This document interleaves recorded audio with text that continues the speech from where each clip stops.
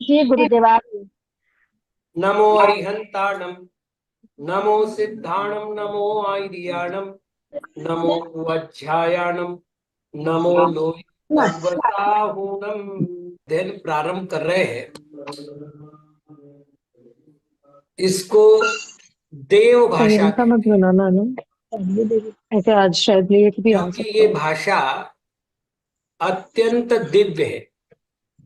इसकी दिव्यता का परिचय तो इससे हो सकता है कि कुल मिलाकर 102 अरब 78 करोड़ 50 लाख शब्द इस भाषा में पाए जाते हैं। इससे बड़ी भाषा पूरे विश्व में दूसरी कोई नहीं है। कुछ विशेषताएं और है कि इस भाषा का व्याकरण सभी जगह एक रूप में चलता है। जी,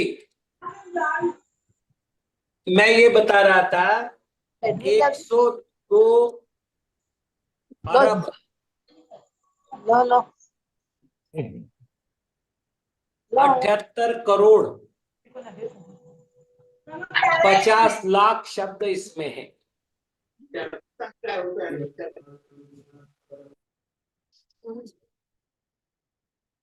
ये सबसे बड़ी विशेषता है। दूसरी बात, आप भारत में बोलो या भारत से बाहर बोलो, इसका व्याकरण एक जैसा है। अर्थात जो भी आप बोलेंगे वो सारे की सारे समान रूप से ही सर्वत्र प्रयोग में आएंगे। तीसरी बात है कि संस्कृत साहित्य इतना विशाल है, मतलब जैन और जैनेतरों में बहुतायत साहित्य संस्कृत का है। मतलब यदि देखा जाए तो जैन साहित्य को मूलतः शौर सेनी में होना चाहिए, खासतौर से दिगंबर जैन साहित्य को, श्वेतांबर जैन साहित्य को अर्धमागधी में होना चाहिए। लेकिन यदि शौर सेनी और अर्धमागधी के ग्रंथों को मिला लिया जाए तो उससे अधिक ग्रंथ संस्कृत भाषा में मिलेंगे। जिनको मूल ग्रंथों की टीका करने की अभिलाषा हुई, ऐसे आचार्यों ने भी लगभग लगभग संस्कृत भाषा में ही टीका की। संस्कृत को छोड़कर अन्य भाषाओं में टीकाओं का प्रावधान बहुत ही कम रहा। संस्कृत बोलने वाले की भाषा शुद्धि बहुत अच्छे से होती है, इस पर काफी प्रयोग हो चुके हैं। मतलब जिह्वा को घुमाने के लिए बहुत सुविधाजनक भाषा यदि कोई है तो वो संस्कृत है। एक एक शब्द के कई कई अर्थ इस भाषा में बनते हैं। और विशेष बात यह कि इस भाषा में एक शब्द के लाखों रूप बनते हैं। यानी यदि भू धातु का प्रयोग करना हो तो भू धातु को प्रयोग करके हम लाख से अधिक शब्द बना सकते हैं, केवल भू धातु का प्रयोग करके। और ऐसी लगभग 2000 से अधिक धातुएं हैं। तो समृद्ध भाषा के रूप में संस्कृत का नाम है। संस्कृत व्याकरण पढ़ने से पहले हम थोड़ा सा संस्कृत शब्द से ही परिचय प्राप्त करें। तो संस्कृत शब्द में सम उपसर्ग है। इस उपसर्ग के बाद सुट नाम का प्रत्यय है। इसके बाद क्रू करने नाम का धातु है और भूतकाल अर्थ में त प्रत्यय का प्रयोग होता है। अब कुछ नियम बता दूं जो आगे चल करके अपने को पढ़ने ही है। ये जो सुट शब्द है, इसमें से उट निकल जाएगा और केवल सकार बचेगा।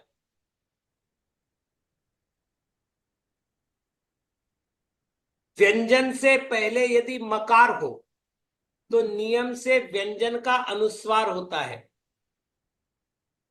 और त प्रत्यय का अंतिम रूप बचता है त। अब इन सब का मिलन कर दो, संधि कर दो, तो ये बनेगा संस्कृत। तो भूषण अर्थ में सुट प्रत्यय लगा है। सम का अर्थ होता है भली भांति, क्रू का अर्थ होता है करने, अर्थात क्रू करने धातु है, क्रिया करना। तो भली भांति विभूषित किया गया है जिसे, क्योंकि त प्रत्यय जो है वो भूतकाल अर्थ में लगता है, इसे संस्कृत कहते। यानी जो भाषा भली भांति संस्कारित की जा चुकी है उसे संस्कृत कहते। बाकी भाषाओं में ऐसी कई भाषाएं मैं बता सकता हूं जिनका क्रमिक विकास हुआ है, लेकिन संस्कृत जो है वो स्वयं एक परिमार्जित रूप से विकसित हुई है। इस संस्कृत के जो पाठ है, छोटे बड़े कई सारे पाठ है, लेकिन सामान्य रूप से अपन जो पाठ पढ़ने जाएंगे उसमें एक होगा संधि, दूसरा होगा विभक्ति, तीसरा होगा कारक, चौथा होगा समास, पांचवा होगा लकार और छठा होगा प्रत्यय। ये मुख्य विषय होंगे। इस विषय के अतिरिक्त बाकी सामान्य विषय है, नाम, सर्वनाम, विशेषण, क्रियापद इत्यादि इत्यादि सभी बातें, तो उनकी चर्चा हम यथासंभव करेंगे। चूंकि हम एक भाषा पढ़ रहे हैं, इसलिए पहले अपन इसी शब्द को देखने का प्रयत्न करें कि भाषा किसे कहते। अपने विचारों को दूसरों तक पहुंचाने का जो माध्यम होता है, साधन होता है, उसे भाषा कहते हैं। क्योंकि अपने विचार हम तीन तरह से पहुंचा सकते हैं, बोलकर, लिखकर या संकेत करके, इशारे करके। इसलिए भाषा के तीन भेद कर दिए गए। पहला है भाषित भाषा, दूसरा है लिखित भाषा और तीसरी भाषा है सांकेतिक भाषा। नाम से ही हो गया, जो बोलचाल में प्रयोग होती है वो भाषित भाषा है, जो लिखने में प्रयोग होती है वो लिखित भाषा है, और जो इशारों में समझाए जाते हैं उसको सांकेतिक भाषा कहते हैं। जब भाषा की बात आई तो लिखित भाषा के लिए लिखने की बात भी आई। तो लिखने की जो पद्धति होती है उसको कहते लिपि।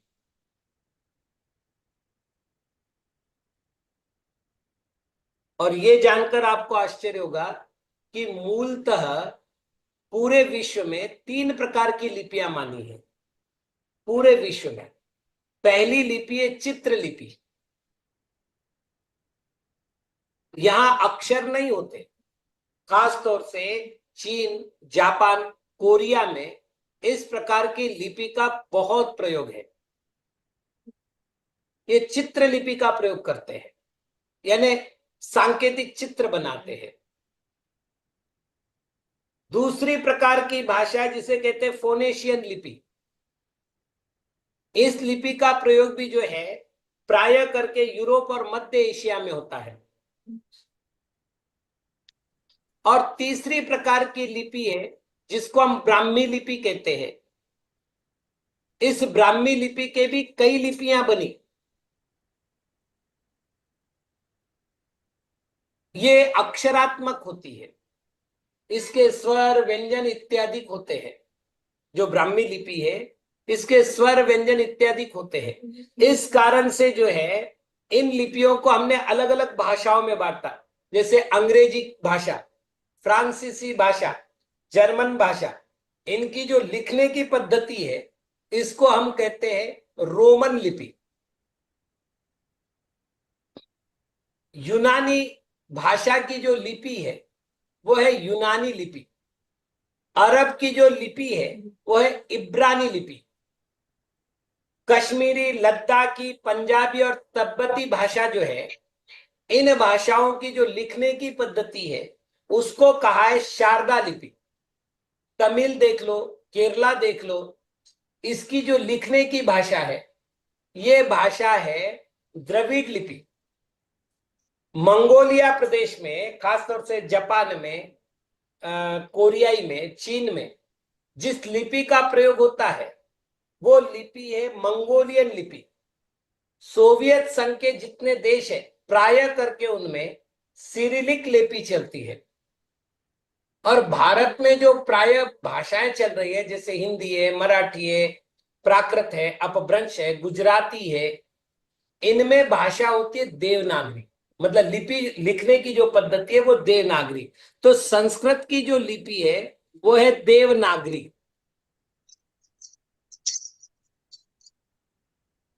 ये बताने का उद्देश्य ये है कि यदि हम संस्कृत लिखना पढ़ना सीख लेते हैं तो कई भाषाओं को लिखना हम अच्छी तरह जान लेते, पढ़ना हम अच्छी तरह जान लेते। अर्थ भले ही भिन्न हो लेकिन लिपि एक है।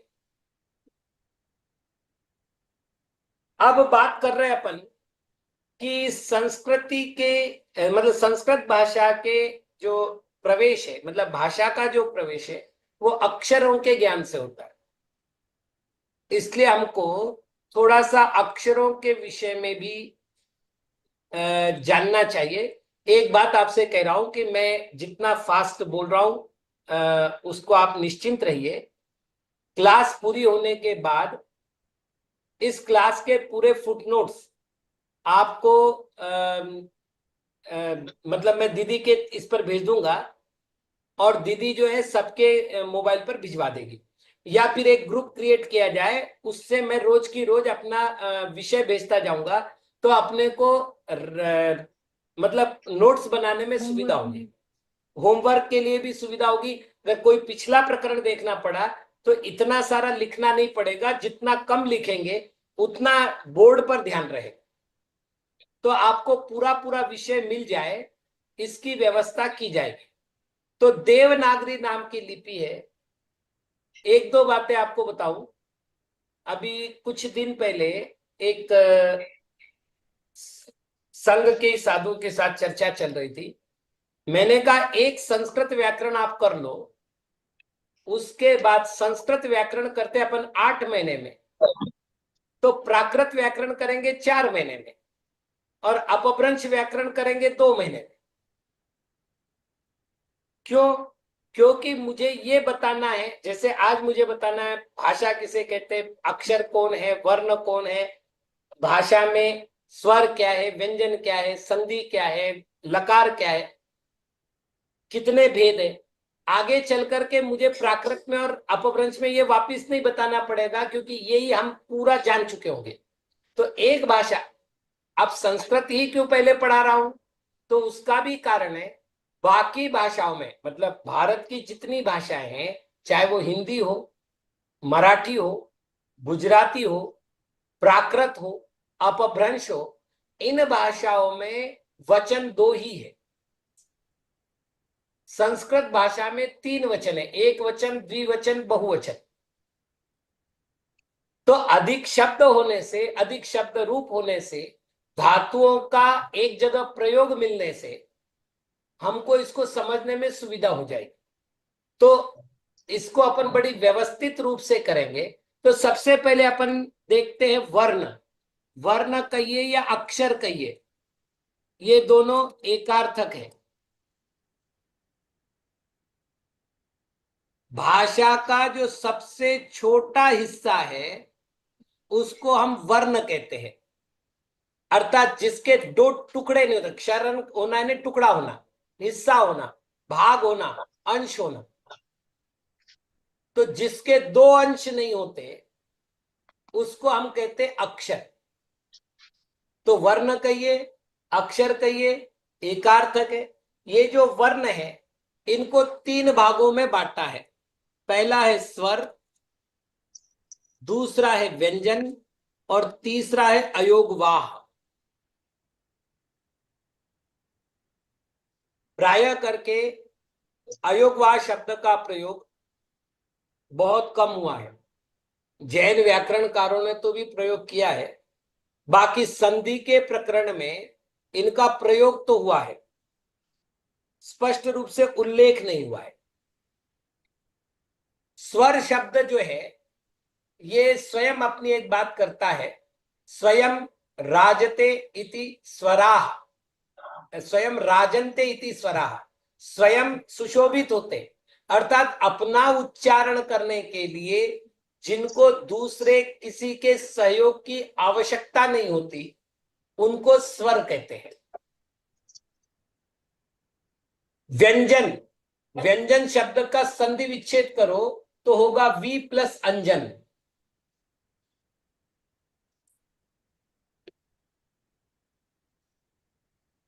अंजन कहते हैं लेप को, मिलने को। विगत, निकल चुका जिससे कुछ मिलावट, उसको हमने कहा व्यंजन, अर्थात जिसमें स्वर नहीं है उसको कहते व्यंजन। आप लोगों ने पाणिनि व्याकरण को थोड़ा बहुत पढ़ा है। पाणिनि व्याकरणकार ने, मतलब खुद पाणिनि महर्षि ने 14 स्वर दिए हैं, 14 माहेश्वर सूत्र। उस माहेश्वर सूत्र में अ ऊण रिल ऋक एव अंग ऐ औच, इन 4 स्वरों में, 4 सूत्रों में पूरे स्वरों का वर्णन है। इसलिए संस्कृत भाषा में जब भी बोला जाएगा स्वर नहीं बोला जाएगा, अच बोला जाएगा। और आगे 5वां सूत्र है वरट, और अंतिम सूत्र है हल। तो ह से प्रारंभ होता है और ल में समाप्त होता है, इसलिए व्यंजन के लिए संस्कृत भाषा में प्राय करके शब्द बोला जाता है हल। यदि अपन पाणिनि व्याकरण की ओर बढ़ेंगे तो वो कहेंगे अच संधि, हल संधि।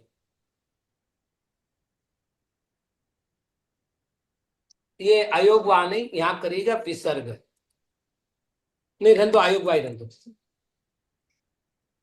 चलिए अब बात करते हैं अपन व्यंजनों की। तो जिनमें से स्वर निकल गया, प्राय करके व्यंजन लिखने की यही पद्धति है। ये जैसे ल लिखा है, च लिखा है, मतलब पूरा नहीं लिखा जाएगा। ये क, ख, ये सब आधे लिखे जाएंगे। जब अब होता क्या है, इनके स्वतंत्र उच्चारण करने में दुविधा होती है, इसलिए हम उच्चारण के लिए यू लिखते हैं, लेकिन वस्तुतः ये व्यंजन नहीं है, ये स्वर मिश्रित व्यंजन है। इसलिए व्यंजन लिखने की पद्धति यानी व्यंजन की लिपि यही होगी। ठीक है, तो स्वर, व्यंजन और अयोगवाह, ये 3 प्रकार के शब्द हैं। अपन वापिस इनकी चर्चा करेंगे, पहले फिर स्वरों की चर्चा प्रारंभ करते हैं। स्वर भी 3 प्रकार के माने हैं। पहला माना है ह्रस्व, दूसरा माना है दीर्घ, और तीसरा माना है प्लुत। जिसका उच्चारण करने में एक समय लगता है उसको कहते हैं ह्रस्व स्वर। अब समय किसे कहे तो इसके व्याकरणकारों ने अलग अलग रूप बताए। कोई कहता है कि पलक झपकाने में जितना समय लगता है उतना समय ह्रस्व को लगना चाहिए। कुछ कहते हैं ऐसा नहीं है, बिजली में चमकने वाला जो समय उसको समय कहना चाहिए, मतलब मात्रा कहनी चाहिए। या प्लुत, ये तीसरा कहते हैं नीलकंठ पक्षी जितने समय में आवाज करता है उतने को मात्रा कहनी चाहिए। तो जिसमें एक मात्रा पाई जाती है, एक समय लगता है, उसको ह्रस्व स्वर कहते हैं। ह्रस्व से दुगुना समय लगे उसको दीर्घ स्वर कहते हैं, और ह्रस्व से तिगुना समय लगे उसको प्लुत कहते। मैं यहाँ प्रत्येक शब्द का अर्थ बताऊंगा रेणु दीदी, आप निश्चिंत रहिए, कोई भी शब्द लिखा हुआ छूटेगा नहीं।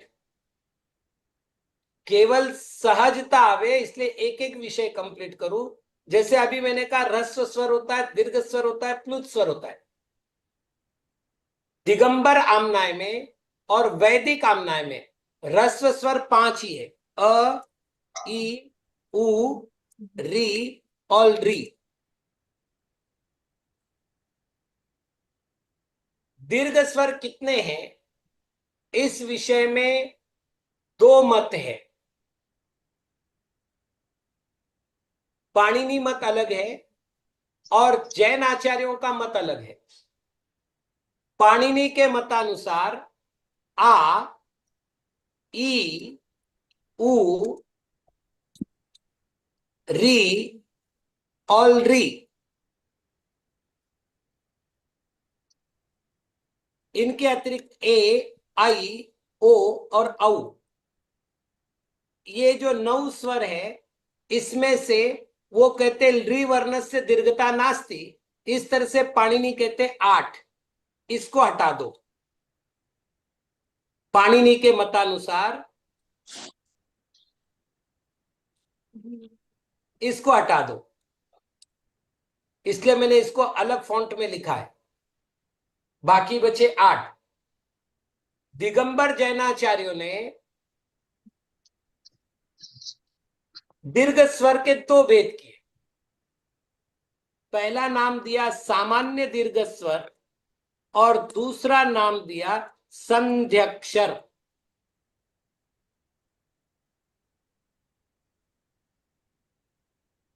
सामान्य दीर्घ स्वर क्या करना है, तो जो ह्रस्व स्वर थे 5, उनके जोड़ीदार को याद रख लो, ये सामान्य दीर्घ स्वर हो गए।